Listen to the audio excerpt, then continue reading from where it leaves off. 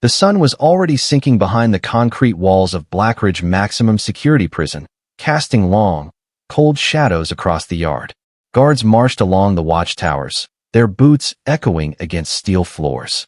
This was not a place where anyone walked casually, except today.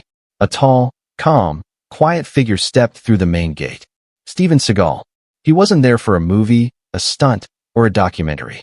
He was visiting as part of a rehabilitation outreach, something he occasionally did without cameras, without publicity, without the world knowing. He believed even hardened men deserved a chance to hear a different kind of message, one about discipline, control, and respect. But inside the prison, rumors traveled faster than footsteps. A group of inmates gathered at the far end of the block, leaning against railings, whispering among themselves. Most prisoners here were violent repeat offenders, gang enforcers, robbery crews, men with nothing to lose. When they saw Seagal walk past the bars in his black coat and ponytail, they didn't see a martial arts legend. They didn't see a former law enforcement trainer. They didn't see the man who once broke bones faster than most people could blink. They only saw an older man. A visitor. A target. Who's that? One prisoner muttered, squinting. Some celebrity, another shrugged. Looks weak to me. Walks too calm. A muscular inmate cracked his knuckles. Maybe we should welcome him our way. A few others laughed quietly, the kind of laugh that carried danger.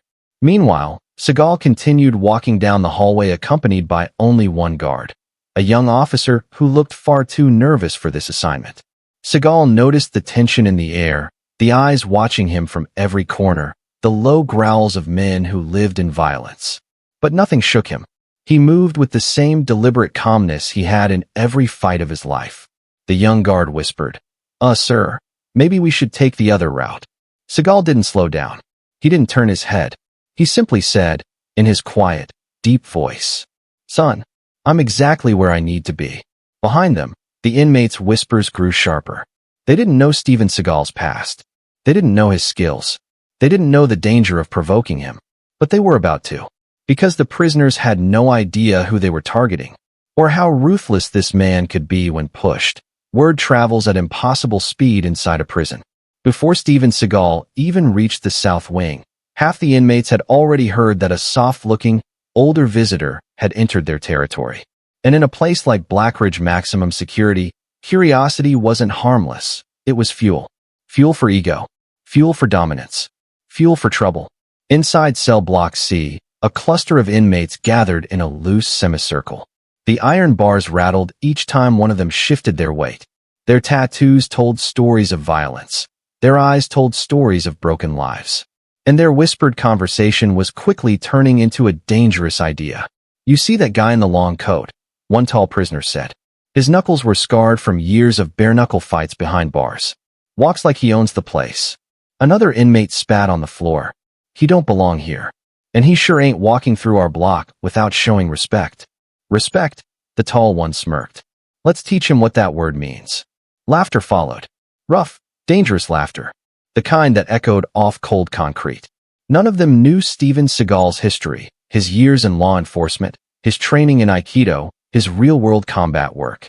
They just saw a calm man with slow steps and a quiet posture. And in prison, calmness was often mistaken for weakness. Meanwhile, Seagal continued down the hallway, still guided by the nervous young guard. The guard's footsteps were uneven, almost shaky. He kept glancing behind them, as if expecting the walls themselves to come alive. "Sir, we really should take the secured escort route," the guard muttered again. "This wing has some of the worst offenders." Seagal didn't break stride. "I've walked tougher places," he said softly. "You just breathe. You'll be fine." But the tension in the air was growing heavier, thicker. Even the fluorescent lights above seemed to buzz louder.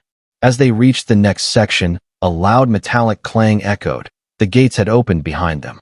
A few inmates were being released into the common area for a scheduled session. But instead of dispersing, they lingered, watching, studying. One of them whispered loud enough for the guard to hear, "Fresh meat." The guard swallowed hard. Seagal didn't react. He already sensed everything. Every pair of hostile eyes. Every shifting footstep. Every breath that carried malice. He could almost mathematically calculate the distance between incoming threats. It was instinct, born from decades of discipline. They turned a corner, heading toward the workshop area where Seagal was supposed to give a brief talk on conflict control. But the walkway ahead was already filling with inmates, too many to call coincidence. The prisoners were positioning themselves. Slowly, casually, deliberately.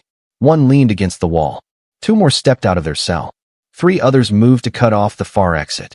It was a trap forming in real time. The guard's hand drifted toward his radio, but he hesitated. Calling for backup could escalate things too fast. And he had no idea how fast things were already escalating. Seagal stopped walking. Not because he felt fear, but because he sensed purpose. He looked around, his eyes calm as still water. "You noticing this?" the guard whispered, voice trembling. "Oh, I noticed," Seagal said. "About 5 minutes ago." The guard blinked. "And you're not worried?" Seagal raised one eyebrow slightly. "Does it look like I am?" The prisoners began drifting closer, pretending to stretch, lean, or talk, but all of them watching him. The air felt electrified, like a storm was about to hit the narrow hallway. A loud whistle came from the center of the group. A muscular inmate with a shaved head stepped forward. "Yo," he called out, voice sharp. "Visitor man, you got business in our section?" Seagal didn't answer. He didn't need to. His presence alone made the inmate's confidence waver, just a little. The inmate smirked. "What's wrong? Cat got your tongue." Another prisoner chimed in. "Old man don't talk much. Looks scared." The guard took a shaky step back, but Seagal placed one firm hand on his shoulder, steadying him. "Stand still," Seagal said. "They feed on fear." The guard froze, unsure whether to feel protected or terrified. The prisoners started circling, closer and closer. Not touching, not yet, but testing boundaries. One inmate whispered to another, "We take him down, guards won't do shit." "No one touches us when we stick together," another replied. They had made a decision, a very wrong one.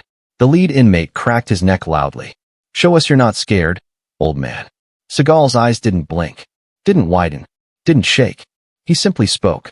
"Son, you don't want to do this." The inmates laughed, all of them. A wave of jeering laughter rolled down the hallway, bouncing off steel and concrete.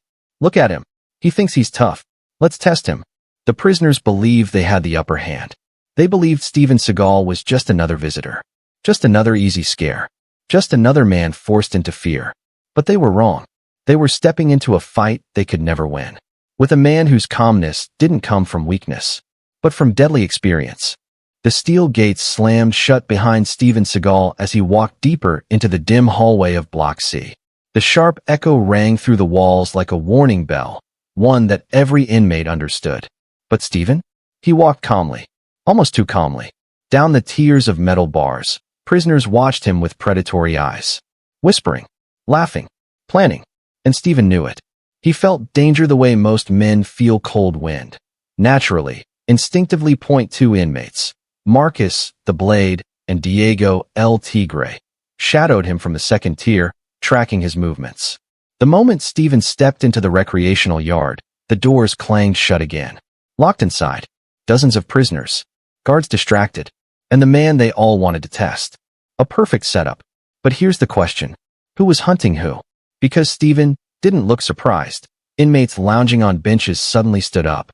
Others abandoned their card games. A few dropped their workout weights. They all formed a loose circle, tightening, one step at a time. Steven remained still, hands behind his back, chin slightly lowered, eyes half closed, reading every movement around him. A guard on the tower noticed the shift and shouted, "Hey, break it up." But everyone ignored him. And the viewers? They would be leaning forward now, wondering, is Steven going to fight all of them? Does he even stand a chance? A tattooed inmate with brass knuckles stepped forward. "You think you're tough, old man?" Steven didn't answer.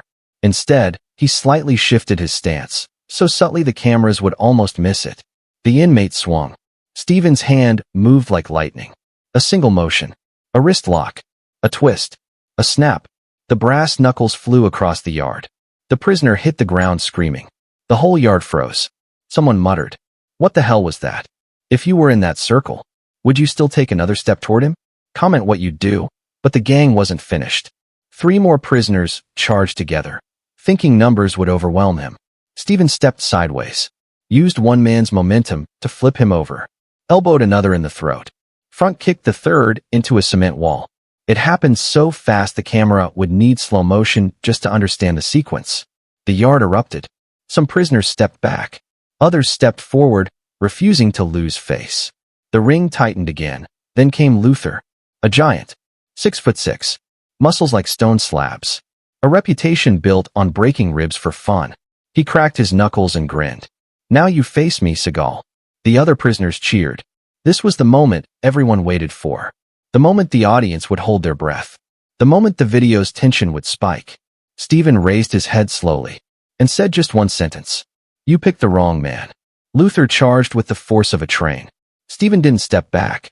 At the last possible instant, he pivoted, using Luther's momentum to off-balance him.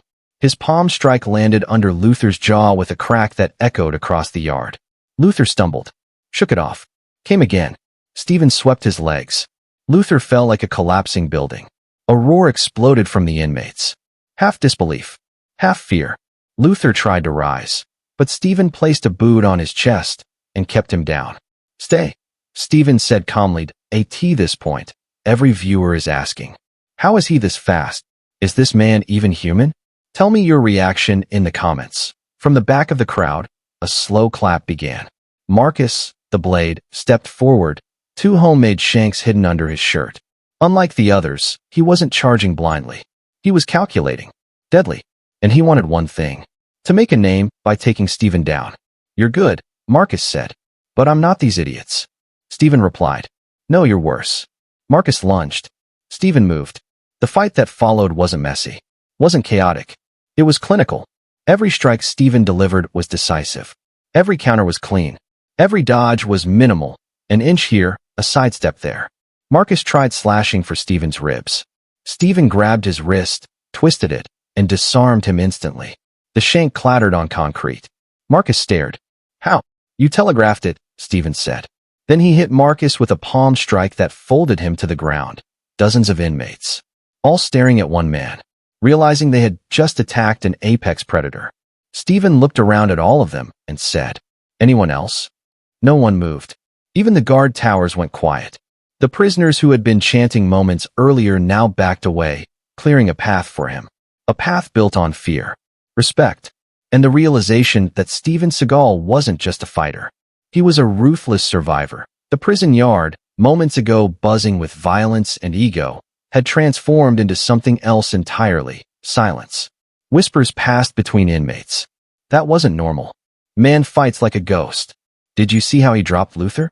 Even guards on the second tier were frozen, unsure whether to intervene or just let the dust settle. But Steven? He simply straightened his uniform like he'd swatted away mosquitoes, not knocked out half the yard. He walked calmly toward the exit gate, but something in the air felt off. Too quiet. Too controlled. A storm was building, and Steven felt it. Inside the control room, Warden Dalton watched the yard feed on multiple screens. He wasn't angry. He wasn't shocked. He was interested. He leaned forward, zoomed in on Steven, and whispered, "So you're the one." The guards beside him exchanged glances. "Sir, should we isolate him?" He fought at least 10. Dalton raised a hand, silencing him. "No. Let him move. I want to see what he really is." This wasn't curiosity. It was strategy. Dalton knew something the inmates didn't. Something buried in Steven's file. Something most of the world believed was a rumor. Steven stepped inside Block C, and the inmates nearby backed into their cells, avoiding eye contact. Except one. A slim, quiet prisoner named Malik, seated on a bunk, reading a torn paperback. He glanced up calmly. "You shouldn't have done that," Malik said, his tone soft but serious. Steven paused, studying him. "Why?" he asked. Malik closed the book slowly. "Because now they won't stop. You embarrassed them. All of them. They're calling in favors from other blocks. Someone bigger is coming." Steven leaned against the doorframe. "I'll handle it." Malik shook his head. "You don't understand. This place that has kings. People who run entire cell blocks like empires. And you made them look weak." Steven's expression didn't change. "That's their problem." But Malik pressed. "No, it's your problem. Because the one coming for you now isn't just an inmate. He's a monster. At this point, ask yourself, would you stay calm if you knew the entire prison just put a target on your back? Comment what your reaction would be." Malik lowered his voice. "They call him Kruger." The hallway fell silent. Even the inmates eavesdropping from 2 cells away froze at the name. Kruger wasn't just feared. He was a myth, a legend told in whispers. A man transferred from prison to prison because no facility could control him. A man rumored to have broken a guard's arm with handcuffs still on. A man with no conscience and no limit. Steven's eyes narrowed slightly. I've heard of him. Malik nodded. He heard of you too. Somewhere in the lower levels of the prison, deep in the abandoned laundry room, turned gang Jim. Kruger, trained alone. A hulking brute. Tall. Scarred. Eyes cold as steel. He wrapped thick chains around his fists and punched a cement pillar. Cracks formed in the concrete. 2 inmates approached cautiously. Steven Seagal. He humiliated Block C, one whispered. Warden's letting him roam. No punishment. Kruger stopped punching. Turned slowly. And you want me to fix that, don't you? The inmates swallowed hard and nodded. Kruger smiled. A slow, chilling, predatory smile. Tell him I'm coming. Steven had barely sat on his bunk when a guard approached. You. Seagal. Message for you. The guard slid a folded piece of paper through the bars and walked off fast, too fast. Steven opened it. Just 2 words. Tonight. Jim. Signed with a crude drawing of a skull. Steven let the note fall to the floor. He actually smiled. Finally. In prisons, night is a predator of its own. Shadows stretch. Whispers grow. Every sound echoes deeper. Steven walked through the dim corridors escorted by 2 jumpy guards. Warden ordered you sent to the gym. Said it's for evaluation, one guard said nervously. Even the guards knew something wasn't right. Steven didn't respond. His silence made them more nervous. As they reached the double steel doors, the guards stopped. We can't go in, one stammered. Orders. Steven nodded once and pushed the doors open himself. The gym lights flickered. Equipment thrown around. Benches overturned. Air heavy with the smell of sweat and dust. And in the center stood Kruger. Waiting. Kruger stepped forward, cracking his neck. I heard you're tough, he growled. Block C worships you. Steven stood calm. You came a long way for this. Kruger laughed, a deep, menacing sound. Oh no, I didn't come here for a fight. He raised a massive finger and pointed at Steven's chest. I came here for a lesson. To show everyone that legends bleed. Pause. If this was a movie, this is the moment where anyone watching would whisper, oh man, this is about to get real. What would you expect to happen next? Without warning, Kruger lunged, faster than a man his size should move. Weights rattled. Benches shifted. The entire gym vibrated. Most men would panic. Most men would run. Steven didn't move. He breathed in once. And the clash began. Kruger's massive frame thundered towards Steven like a charging bull. His boots slammed into the gym floor hard enough to make the lights shake. Inmates watching through the narrow gym windows were whispering in fear. This is it. He's dead. Kruger kills anything he touches. But Steven didn't flinch. He didn't step back. He didn't even raise his hands.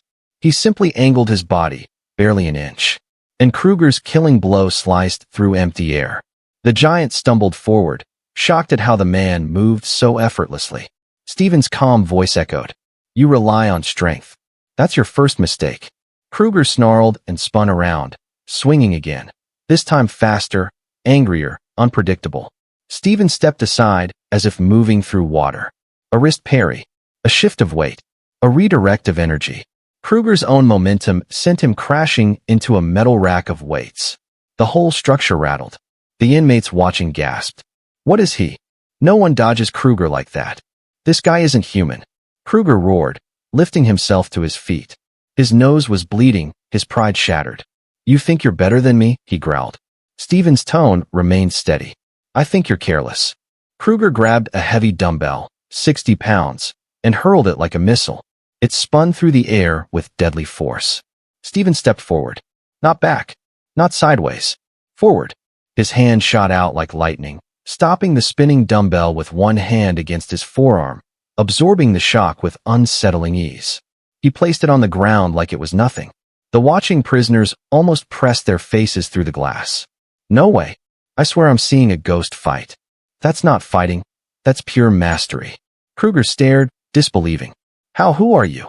Steven began walking toward him, each step slow, controlled, deliberate. I'm someone you should have left alone. Kruger threw rapid punches, wild, furious, desperate. Steven slipped past every single one. Then, after minutes of total dominance, Steven finally struck back. A palm strike, lightning fast, right to the sternum. Kruger flew backward, his breath exploding from his lungs as he crashed onto a bench. Steven didn't chase. He didn't gloat. He simply waited. Kruger wheezed, coughing, struggling to rise. "Why won't you fight back like a man?" he spat. Steven's eyes narrowed slightly. "Because a man doesn't need to prove what he already knows. Be honest. Who do you think would win in a real-life fight? Brutal strength or calm technique? Comment strength or skill, and tell me why." The gym side door suddenly burst open. 5 inmates rushed in, tattoos, shivs, homemade weapons. Kruger's backup. Their plan? Swarm the legend. Overwhelm him. Finish what Kruger couldn't. The first inmate lunged with a sharpened toothbrush. Steven sidestepped and snapped the man's wrist with a single twist. The second came from behind with a chain. Steven ducked under it, elbowed him in the ribs, and swept his legs out. The third tried tackling him low. Steven placed a hand on the back of the man's neck and flipped him forward effortlessly. The last 2 hesitated. Everyone watching from behind the glass felt the air shift. It wasn't a fight anymore. It was a demonstration. A masterclass.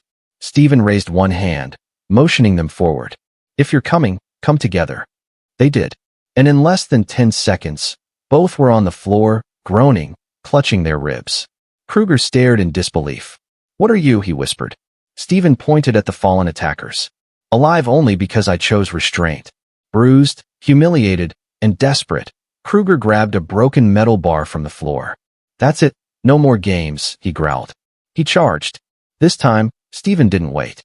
He stepped into Kruger's momentum, grabbed the wrist holding the metal bar, twisted sharply.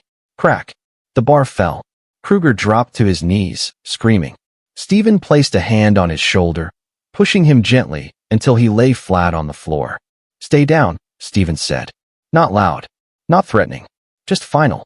Kruger obeyed. For the first time in his life, the gym doors slammed open.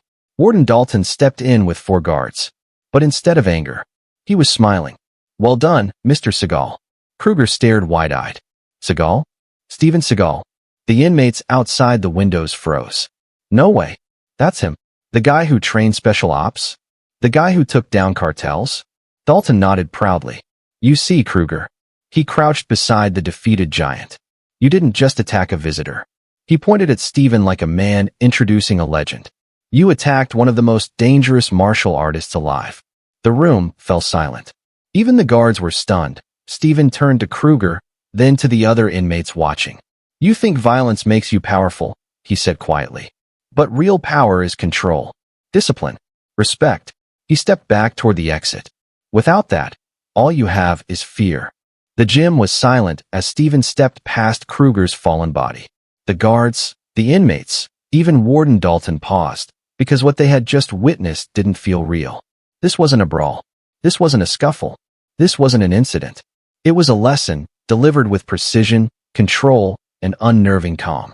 As Steven walked out, the hallway felt different. Every prisoner leaning against the rails straightened up. Every whisper died instantly. The same men who earlier mocked him now moved aside like they were clearing space for a king. Steven didn't acknowledge them. He simply walked, his footsteps soft, steady, collected. But behind him, a storm of reactions brewed. Up in Block C, where the first trouble started, the inmates huddled around Malik, the quiet reader. "Bro, he destroyed Kruger." Not just Kruger, Kruger's whole crew. "That old man fights like the devil himself." Malik closed his book slowly. "That's not a fighter," he said softly. "That's a master." A younger inmate leaned forward. "You knew he'd win?" Malik nodded. "I knew he could win. I just didn't know he would choose to." The others frowned. "What do you mean?" Malik stared down the hallway where Steven had disappeared. He showed restraint. "That's the sign of someone who's seen real battles. Someone who had every chance to kill, but chose not to." The room fell silent. For the first time ever, these hardened men felt something unfamiliar. Respect. Inside his office, Warden Dalton watched the footage over and over. Steven neutralizing 5 attackers. Kruger falling like a toppled building. Steven's every move clean, controlled, effortless. Dalton wasn't just impressed. He was planning. He leaned back in his leather chair and made a phone call. "Yes, it's confirmed," he whispered. "He still has it. Every bit of it. Pause. No, he didn't kill anyone. But he could have. That's the point. He glanced at his monitor again. I'll arrange the meeting tomorrow. Our guest won't be a prisoner for long. He hung up. His smile was dangerous. Something bigger was unfolding. Something Steven didn't know yet. Steven sat on the medical bed while the prison nurse nervously checked his vitals. Any pain? She asked. None. Any dizziness? No. She looked confused. Sir, you just fought 6 men, including one twice your size. Your heart rate is barely elevated. Steven shrugged. Been worse. The nurse muttered under her breath. Been worse? Who is this guy? Before Steven could respond, the medical room door opened, and a group of inmates entered silently. The guards tried to push them back. Back up. Step away. Steven lifted a hand. It's fine. The guards hesitated, but stepped aside. The inmates stood in a line, heads lowered, hands clasped. One of them, a tattooed man with a broken wrist, the same one who attacked Steven, stepped forward nervously. He swallowed hard. We wanted to say. He looked down, embarrassed. We're sorry. The other prisoners nodded. We didn't know who you were. We didn't know you weren't here to hurt anyone. You could have crushed us, man, but you didn't.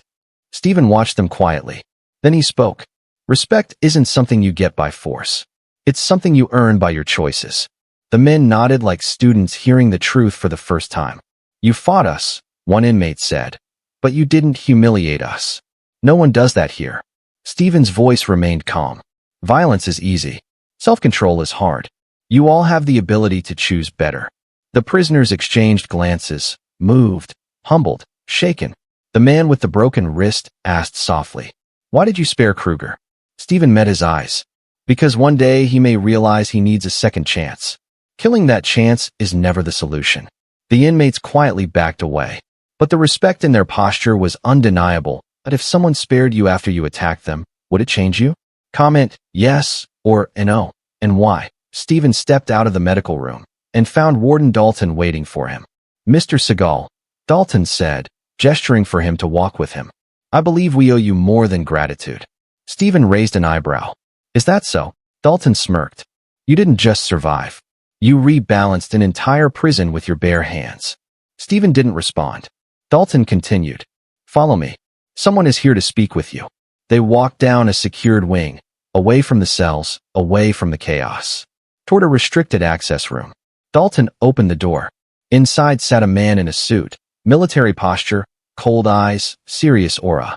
Mr. Seagal, he said, we've been tracking your work for years, and what you did tonight only confirms what we suspected. Steven studied him. And what's that? The man leaned forward. That you're the only one capable of stopping something far bigger, far darker, than anything in this prison. Steven's expression hardened. So this wasn't about outreach after all. No, the man said. It was a test. The room felt cold, too cold for a normal meeting. Steven stood across from the suited man, arms folded, expression unreadable. You call this a test? Steven asked quietly. The man nodded. You walked into a hostile environment with no backup, no tactical gear, no weapon, and you restored order using nothing but discipline and skill. We needed to know if you still had that level of control. Steven narrowed his eyes. And why would you need to know that? The man slid a folder across the table.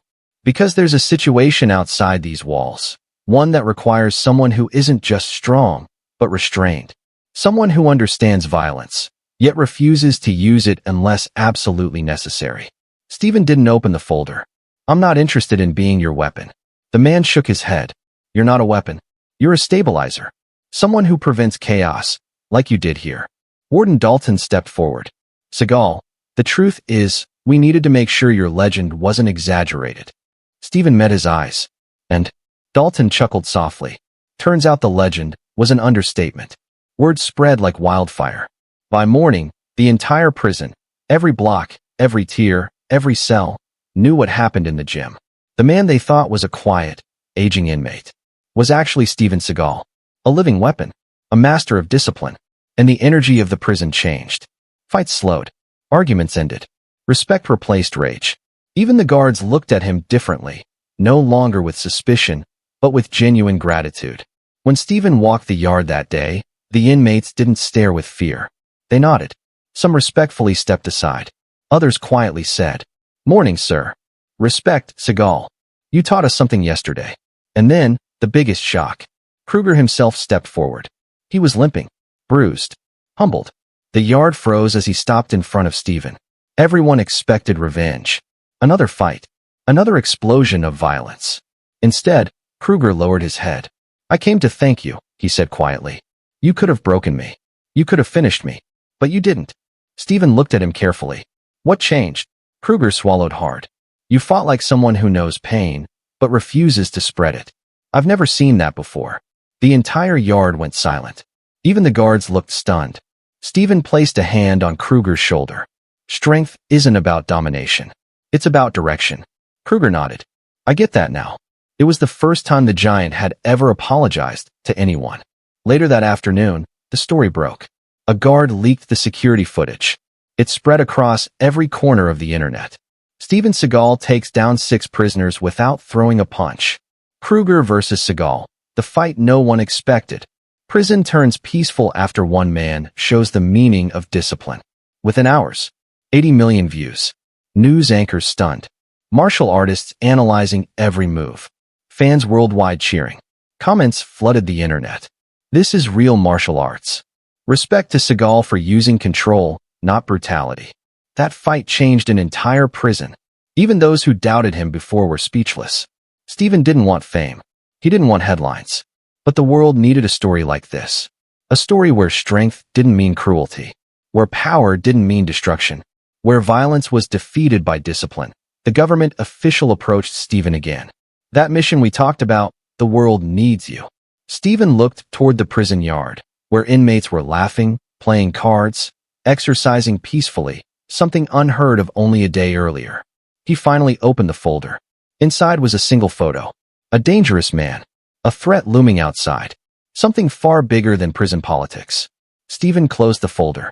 "I'll handle it." The official smiled. "We knew you would." Before leaving, Steven turned to the inmates who had gathered around him. Men once full of hate, now standing with quiet respect. He spoke loudly enough for everyone to hear. "Remember this. You're not defined by your crimes. You're defined by the choices you make next. Discipline will take you further than violence ever could." Every inmate, tough, scarred, hardened, nodded like soldiers receiving orders from a general. Because Steven Seagal didn't just win a fight. He changed a place. He changed people. He changed hearts.